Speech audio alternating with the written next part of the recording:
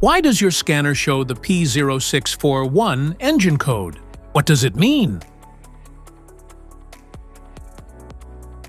P0641 is a diagnostic trouble code for sensor reference voltage, A circuit open.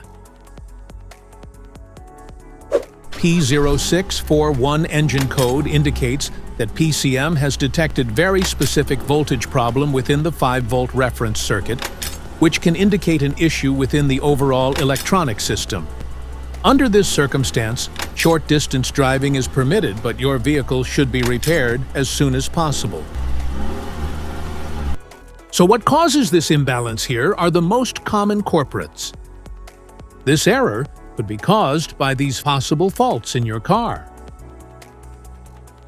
Wiring issues, faulty sensor, faulty PCM. Each DTC code corresponds to a specific issue in your vehicle. This error code can appear in any vehicle with an OBD2 system, which includes vehicles manufactured since 1996. It is commonly found in Volkswagen, Audi, BMW, Chevy, and Honda.